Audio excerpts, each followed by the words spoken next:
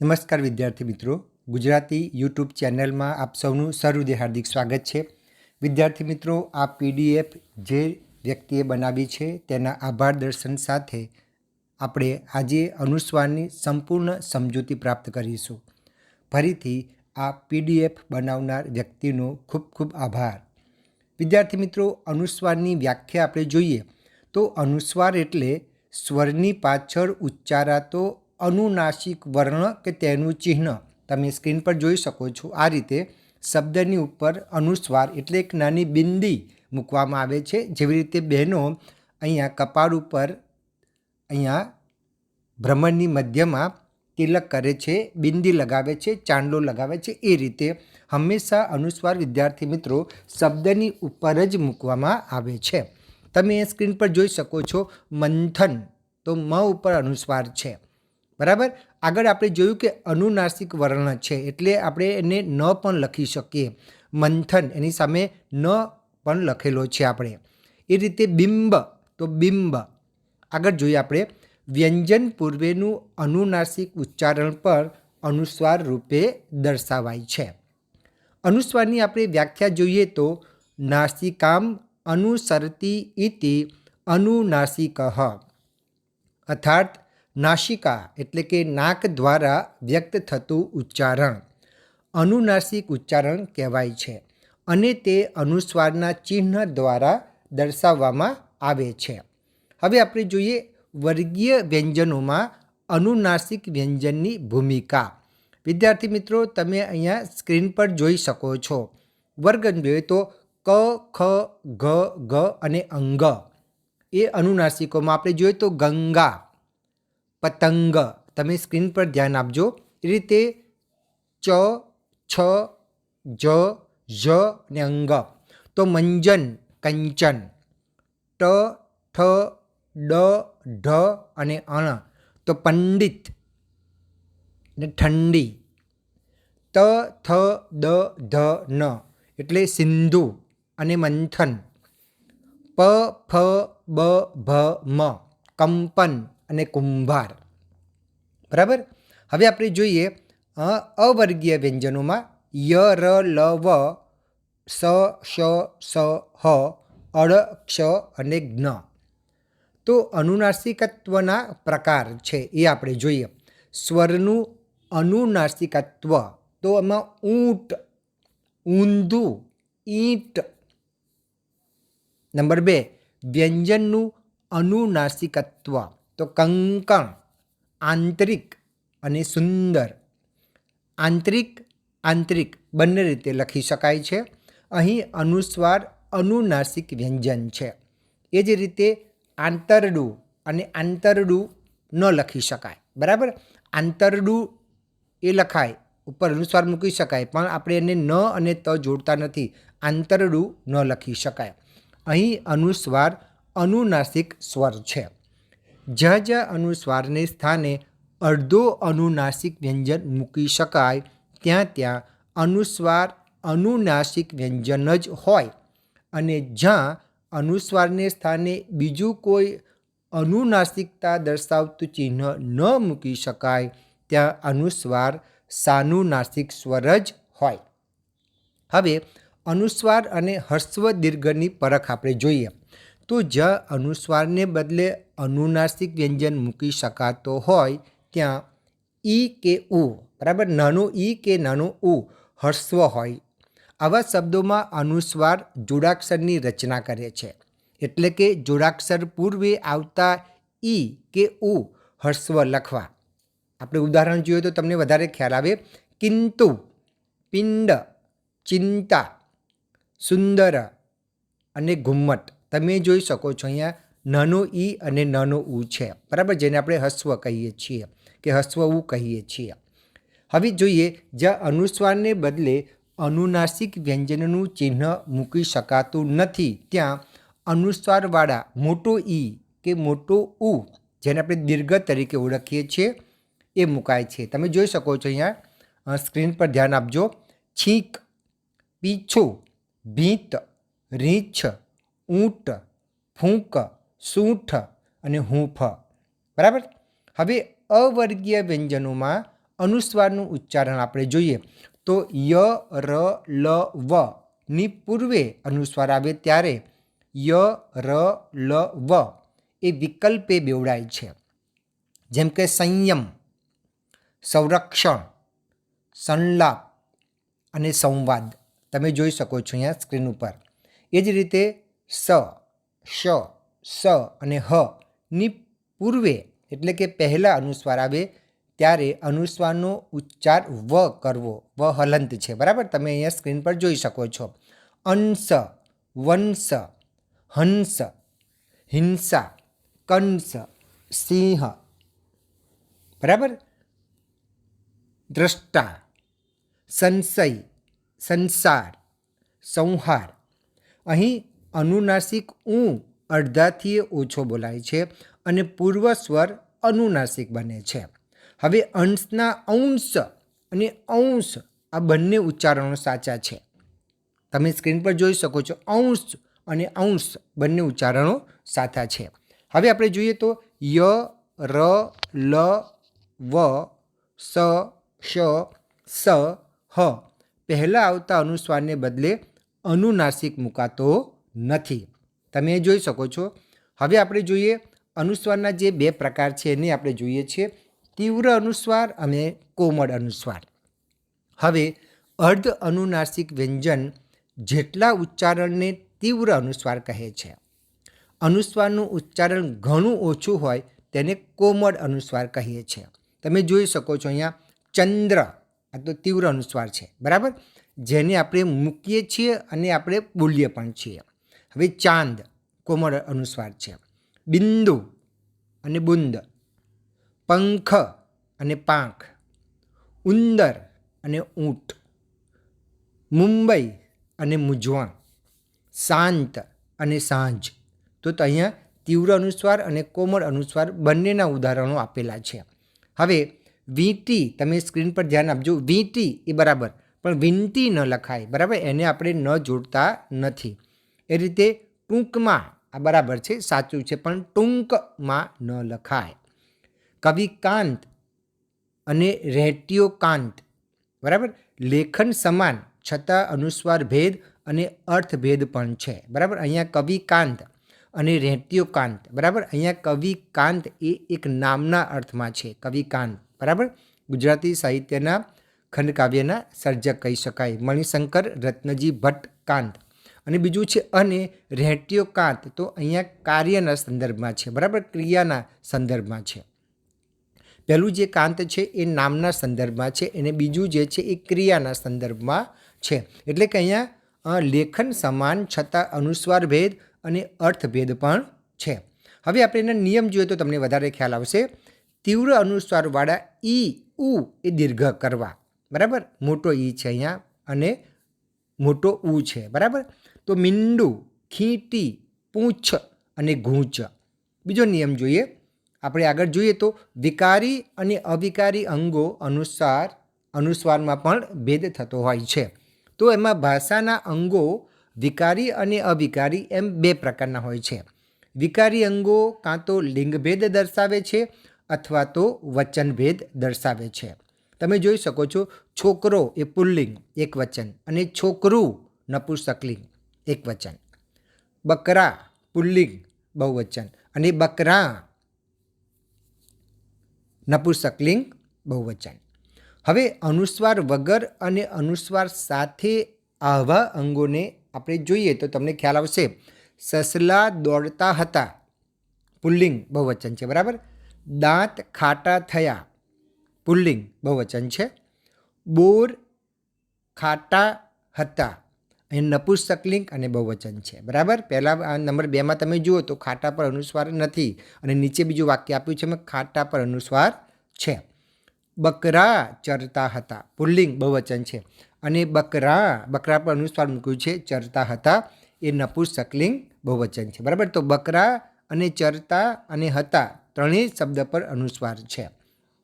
મહેમાન મોડા આવ્યા એ પુલ્લિંગ અને બહુવચન. પાથરણા મોડા આવ્યા તો નપુંસકલિંગ અને બહુવચન છે.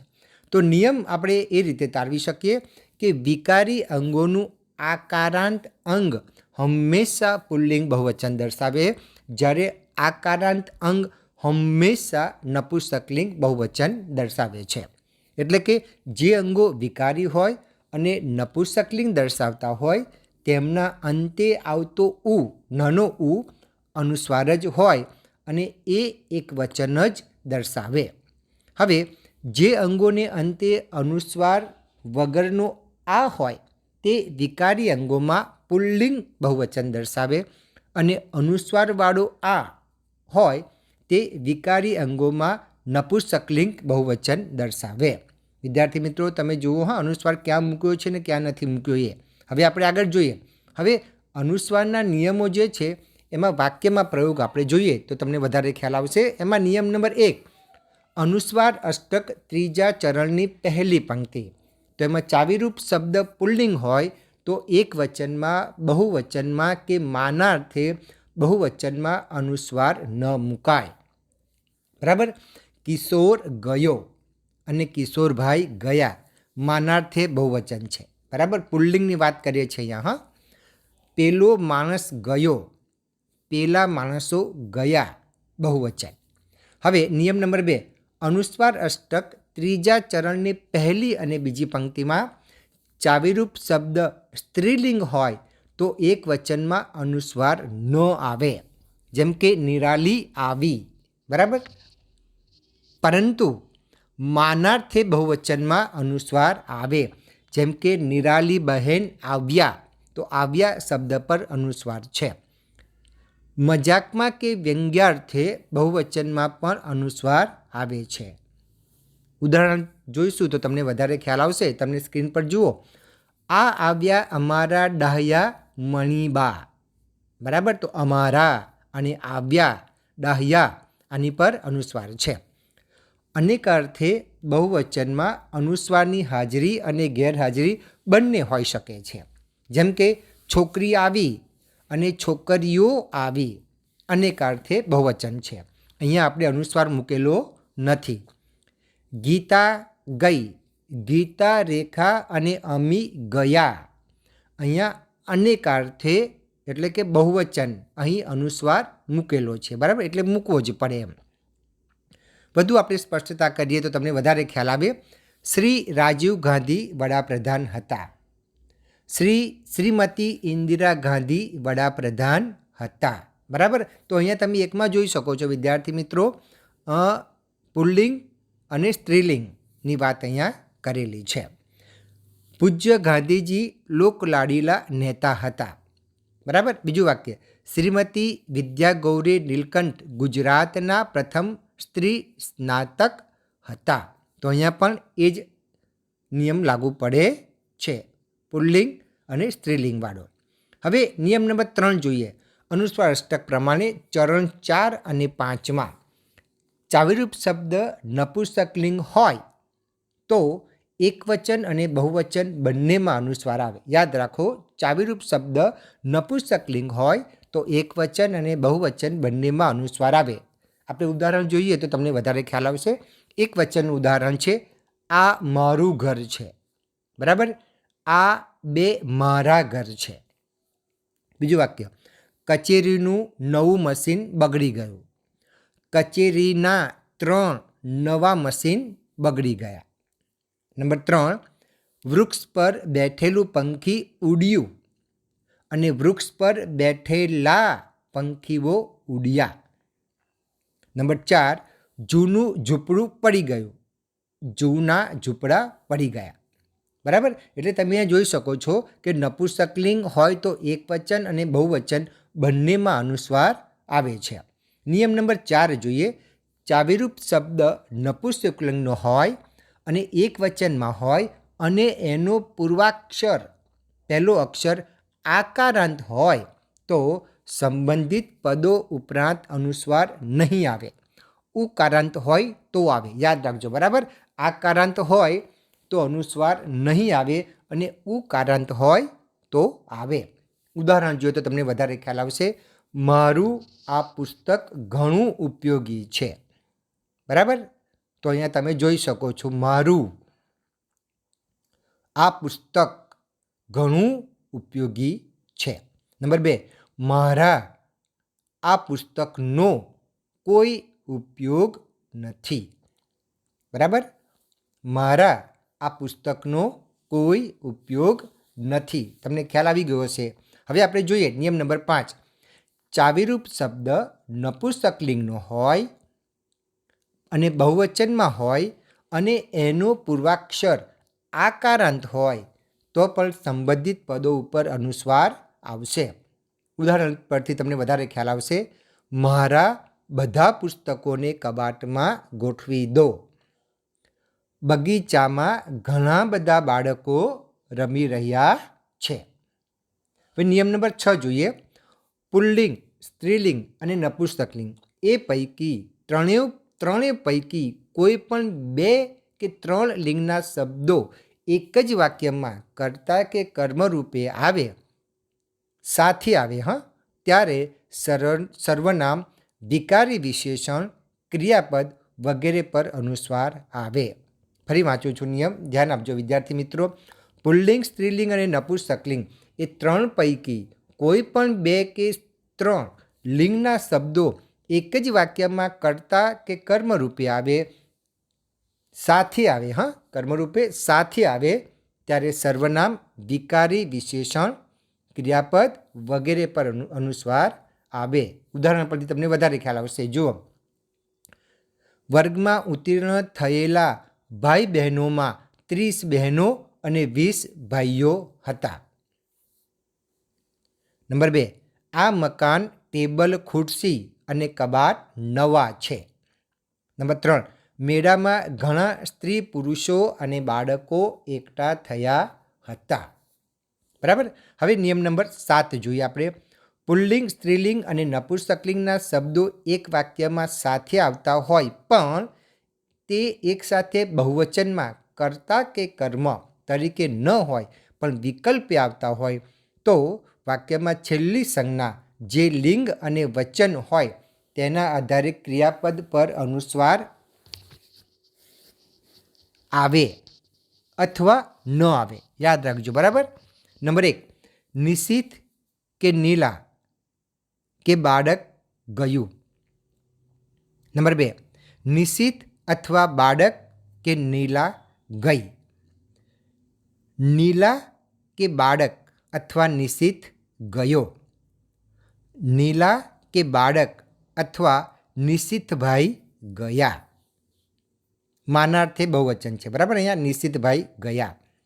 હવે નંબર 5, નિશિત અથવા બાળક કે નીલાબહેન ગયા. માનાર્થે બહુવચન. બરાબર. અહીંયા સ્ત્રીલિંગ છે. બરાબર ને. જુઓ, ગયા પર અનુસ્વાર છે વિદ્યાર્થી મિત્રો. હવે નંબર 6, નિશિત કે નીલા અથવા બાળકો ગયા. આમાં અનેકાર્થે બહુવચન છે. તમને ખ્યાલ આવી ગયો હશે. હવે આપણે નિયમ નંબર 8 જોઈએ.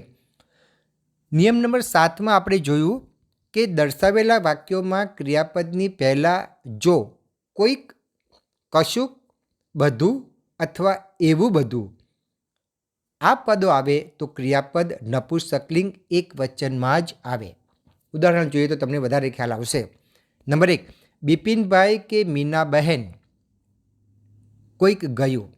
નંબર 2, છોકરી કે છોકરો કોઈક ગયું. નંબર 3, મોહને ઘોડો કે ટટ્ટુ કશુંક વેચ્યું. નંબર 4, શ્યામે ગાડીવાળી મકાન ને આબરૂ બધું વેચી માર્યું. શ્યામે ગાડીવાળી મકાન ને આબરૂ બધું વેચી માર્યું. નંબર 5, એણે સ્કૂટર કે ગાડી કે ફ્લેટ એવું બધું ખરીદ્યું. હવે નિયમ નંબર 9 જોઈએ આપણે. કૃદંતના નીચે પ્રમાણેના રૂપોમાં અનુસ્વાર આવે છે. બરાબર. નંબર 1, હસતું બાળક સૌને ગમે. તો વર્તમાન કૃદંત છે. બરાબર. આમાં વિશેષણ તરીકે વપરાયું છે હસતું. બરાબર. બાળક તો કેવું, તો કે હસતું. નંબર 2, વીણેલા ફૂલ છાબડીમાં રાખો. તો આમાં ભૂતકૃદંત છે. બરાબર. તો એ પણ વિશેષણ તરીકે અહીંયા આવે છે.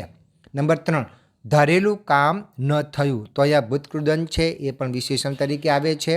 નંબર 4, કરવાનું કામ મુલતવી ન રાખો. તો બરાબર, આમાં ભવિષ્ય કૃદંત છે. એ પણ વિશેષણ તરીકે આવે છે. નંબર 5, હું ચાલતા ચાલતા પડી ગઈ. તો વર્તમાન કૃદંત છે. બરાબર. તો એ પણ ક્રિયા વિશેષણ તરીકે અહીંયા આપ્યું છે. નંબર 6, સારંગભાઈ વાંચતા વાંચતા વાતો કરતા હતા. તો એ પણ વર્તમાન કૃદંત છે, ક્રિયા વિશેષણ તરીકે આવે છે. હવે વિદ્યાર્થી મિત્રો, એક મહત્ત્વની વાત છે, તમે ખાસ ધ્યાન રાખજો કે કેટલાક વાક્યોમાં એક જ પ્રકારનો શબ્દ એટલે કે ક્રિયા ક્યારેક કૃદંત તરીકે તો ક્યારેક વિશેષણ તરીકે વપરાય છે. આવા સમયે અનુસ્વારનો ઉપયોગ ક્યાં કરવો એ સમજવા જેવું છે, એ ખાસ ધ્યાન આપજો. તમે જુઓ, અહીંયા ઉદાહરણ આપ્યું છે, વાંચતા વાંચતા શીલાને ઊંઘ આવી ગઈ. તો અહીંયા કૃદંત અનુસ્વાર આવે છે, બરાબર, વાંચતા વાંચતા. હવે વાંચતા વિદ્યાર્થીને ખલેલ પહોંચાડશો નહીં. તો અહીંયા વિશેષણ છે પણ અનુસ્વાર આવતું નથી, બરાબર. હવે આપણે આગળ જોઈએ. નિયમ નંબર 10, કૃદંતના આકારાંત રૂપ અવયવના અર્થમાં વપરાય ત્યારે, ફરી બોલું છું, યાદ રાખજો, કૃદંતના આકારાંત રૂપ અવ્યયના અર્થમાં વપરાય જ્યારે ત્યારેનો અર્થ સૂચવે, સામાન્ય કૃદંતનો અર્થ દર્શાવે કે છતાંનો ભાવ બતાવે ત્યારે તે કૃદંતના અંત્ય આ ઉપર અનુસ્વાર મુકાય, બરાબર. જો નંબર 1, સૂતા સૂતા ન ખવાય, બરાબર. તો અહીંયા અવયવ છે, જ્યારે સૂતા હોઈએ ત્યારે ન ખવાય. અહીંયા વર્તમાન કૃદંત બહુવચન અર્થમાં છે, બરાબર. નંબર 2, દોડતા છોકરી પડી ગઈ, જ્યારે છોકરી દોડતી હતી ત્યારે પડી ગઈ, બરાબર. નંબર 3, એને ચિત્ર દોરતા આવડતું નથી.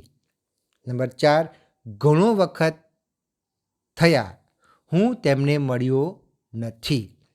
ઘણો વખત થયો છતાં હું તેમને મળ્યો નથી, બરાબર. હવે આપણે નિયમ નંબર 11 જોઈએ.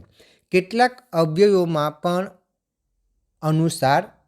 અનુસ્વાર આવે છે, બરાબર. જેમ કે અહીં, ત્યાં, હમણાં, પહેલાં વગેરે, બરાબર. આ અવયવો છે. હવે ઉદાહરણ જોઈએ તો તમને ખ્યાલ આવે. આ વર્ષે પહેલા નંબરે પાસ થનાર વિદ્યાર્થી પહેલા અભ્યાસ પ્રત્યે ખૂબ બેદરકાર રહેતો હતો. આ વાક્યમાં પહેલા જે અનુસ્વાર નથી મૂક્યો ને એ વિશેષણ છે અને પહેલા એ અવયવ છે, બરાબર. એટલે તમને ખ્યાલ આવે એટલા માટે. હવે નિયમ નંબર 12, 7મી અધિકરણ વિભક્તિના માં પ્રત્યયમાં અનુસ્વાર છે, તેથી અનુસ્વાર વિના માં ન લખાય, બરાબર. ઉદાહરણમાં તમને ખ્યાલ આવશે. ઘરમાં કોઈ નથી, કચેરીમાં બધા જ હાજર છે, તળાવમાં પાણી ઊંડું છે. એટલે કે માં પ્રત્યયમાં અનુસ્વાર છે. જ્યારે આપણે માં પ્રત્યય મૂકીએ છીએ ત્યારે અનુસ્વાર મૂકવાનો જ. અહીં માં એટલે કે ની અંદરના અર્થમાં છે, જ્યારે માં એ માતા સંજ્ઞામાં અનુસ્વાર ન આવે. તમે જોઈ શકો છો, કડવું ઓસડ માં પાય, બરાબર. અહીંયા માં જે છે, બરાબર, અહીંયા મમ્મીના અર્થમાં આપણે, માતાના અર્થમાં આપણે અનુસ્વાર મૂકતા નથી, એ સંજ્ઞાના અર્થમાં છે, બરાબર. હવે નહીં એ ક્રિયાપદ તરીકે ક્રિયા વિશેષણ, તો તોફાન કરશો માં, બરાબર, એમાં પણ આપણે અનુસ્વાર મૂકતા નથી. હવે નિયમ નંબર 13 જોઈએ આપણે. સરખામણી સૂચક ના કરતા નો પ્રયોગ અનુસ્વાર લે છે. જેમ કે તારા કરતા એ ઊંચો છે, બરાબર, સરખામણી છે. નંબર 2, વિરાજના કરતા વિલાસ વધારે ચાલાક છે. હવે આપણે નિયમ નંબર 14 જોઈએ. વંદન, અભિનંદન, લગ્ન, દર્શન, માન અને વખાણ. આ નાન્યતર જાતિના નાન્યતર જાતિના નામો ઘણું કરીને બહુવચનમાં વપરાય છે. આથી તેમની સાથે સંબંધ ધરાવતા આકારાંત સર્વનામ, વિશેષણ, ક્રિયાપદ વગેરેના અંત્ય આ પર અનુસ્વાર આવે છે. તમે જુઓ, અહીંયા દ્રષ્ટાંતમાં તમને ખ્યાલ આવશે. દાદાજીને મારા ભાવભર્યા વંદન કહેજો. નંબર 2, હરીશને અભિનંદન પાઠવ્યા.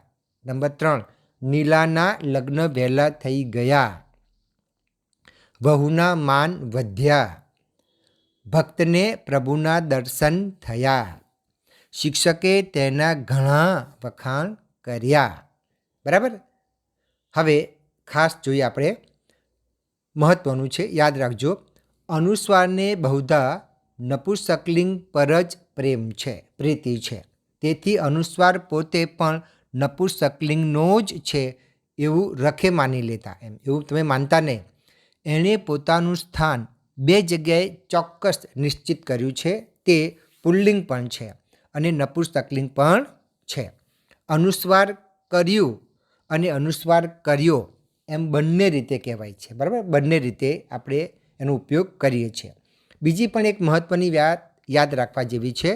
તે છે કે ઋતુ પરથી બનતા વિશેષણ અને આવું કે આલુ અથવા તો આળું આવતા હોય તેવા વિશેષણ તથા ક્રિયાપદ પરથી બનેલા ઉકારાંત વિશેષણોમાં છેલ્લા અક્ષર પર અનુસ્વાર આવતો નથી. જેમ કે શિયાળું, ઉનાળું, કમાવું, ટકાવું, ચઢાવવું, વ્યાજ ખાવું, ફળાવું, માયાળું, દયાળું, કૃપાળું, પારખું, સમજવું વગેરે. બરાબર. હવે ઉદાહરણ જોઈએ તો તમને ખ્યાલ આવશે. હીરા પારખું ઝવેરીએ રત્નનું પારખું કર્યું. હવે તમને અહીંયા પ્રશ્ન થશે કે પહેલા પારખામાં અનુસ્વાર નથી ને બીજામાં અનુસ્વાર છે તો કેમ? તો એનો પણ જવાબ છે. હીરા પારખું એ અહીંયા વિશેષણના સંદર્ભમાં છે અને પારખું એ અહીંયા સંજ્ઞાના અર્થમાં છે. બરાબર.